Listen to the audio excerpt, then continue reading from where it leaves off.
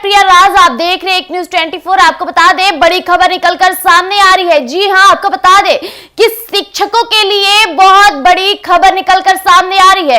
यानी शिक्षकों के वेतन को लेकर जो खबरें निकलकर सामने आ रही है वो ये है कि अब बड़े पैमाने पर शिक्षकों की भर्तियों के साथ साथ उनके वेतन में भी बदलाव हुए हैं। नए नियम की प्रणाली जारी हुई है।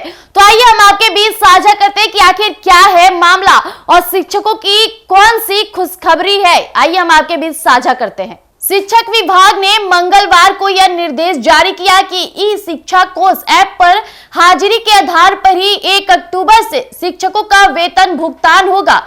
प्रत्येक महीने प्रखंड के शिक्षा पदाधिकारी द्वारा ई शिक्षा कोष ऐप पर दर्ज उपस्थिति के आधार पर अनुपस्थिति पर रहे शिक्षकों की सूची तैयार की जाएगी। इतना ही नहीं, उस जिले के संबंधित जिला कार्यक्रम पदाधिकारी को उपलब्ध कराया जाएगा। उसके आधार पर ही 1 अक्टूबर से शिक्षकों का वेतन भुगतान किया जाएगा।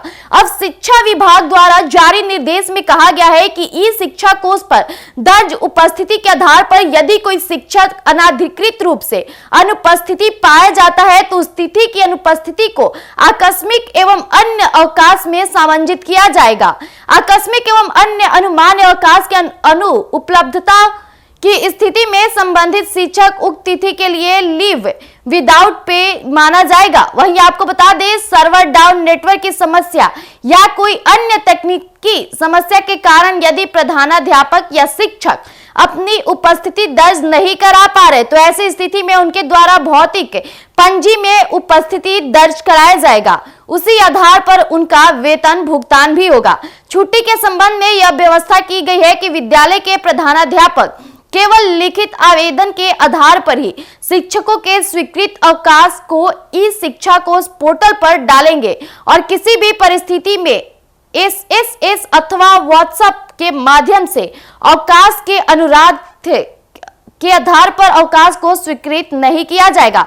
वहीं विद्यालय के प्रधानाध्यापक ई शिक्षा कोष ऐप के माध्यम से मार्क लीव मॉड्यूल के तहत शिक्षक विशेष के लिए स्वीकृत अवकाश को उनके नाम के समक्ष अंकित अवकाश दर्ज करे पर क्लिक करेंगे और बटन क्लिक होते ही मेन्यू में अनुमान्य सभी तरह के अवकाश की सूची प्रदर्शित हो जाएगी और इस वर्ष जून से ई शिक्षा कोष पर हाजिरी की व्यवस्था आरंभ की गई है।